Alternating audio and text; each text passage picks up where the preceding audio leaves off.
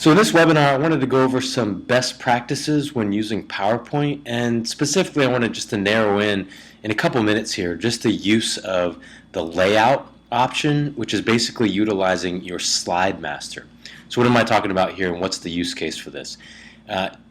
We probably, in any corporation that you work for, you're probably dealing with slide decks from either a training department or a corporate slide deck, or even when you go to like a kickoff event, or like for us at ServiceNow, like a Knowledge 11 event, there might be some specific layouts that the marketing team has come up with, or templates they've come up with just specific for that event. So it's important that you understand what's going on behind the scenes as far as what PowerPoint's doing. So for example, here I've got a training deck that we use here in the training department for our boot camp class. And so if you look under the layout tab, and I'm using a Mac here, and so here there's a bunch of different layouts that I can utilize, whether I'm putting in text, whether I'm putting in graphics, whether I have a question slide or a blank slide. So there's a different layouts that you can utilize here. So here I think it's one, it looks like somebody's actually chosen this one where there's a small bottom image, so I don't actually see one here. I probably would want to have used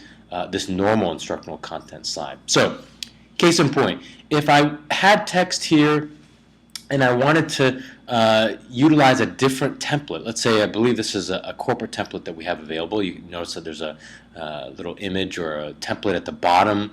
So what I could do is I could say, well, I want to take this bootcamp content that I have and I want to put it into the new hire deck. So you notice that we have the line and the logo across the top on this one. So basically what I could do here is go in here under View and the Master and go and look under the Slide Master, and I can grab this theme, so to speak, and I can copy this, and I can go back to my my training deck, and I can go into the Slide Master section, and I can basically paste this new theme in there. And now when I go back into the view for the template, or for the slides, I can go under Layout, and I should be able to scroll down here, and now I've got this new one. So now I've got, this looks like there's some title and content, and so I've got my content in this slide now. Now, so that's relatively easy to understand. I think what people sometimes forget, though, or what they don't do, is they think, well, I'm in my deck, so let me just undo some of this. Ooh, actually, here, let's go and let's close out of this view.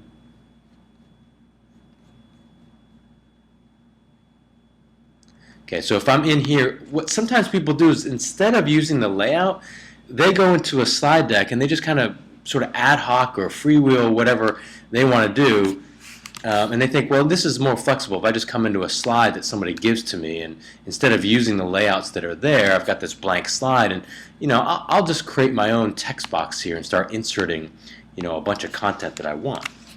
Okay, and change the color here. So here's a nice text box. Oh, it's flexible. I can kind of move this around, put graphics there. You're not really utilizing the layout that's behind the scenes. So in this particular case, if you wanted to go now and apply a new layout, let's say for a kickoff event or a Knowledge 11 event or some other thing, if I go back down to my templates here and I try to put in the one that I inserted before, you'll notice what happens is the template's got a box already for text, but guess what? It doesn't take your text box and put it in there like we did previously. So I think this is the most important point here, where you basically just utilize the layouts that are available to you from the Slide Master, and that way you don't have to come in here when you're editing slides and having to do a lot of copy and pasting. So again, probably don't have to do this a lot, but I think for the sake of scalability across our company,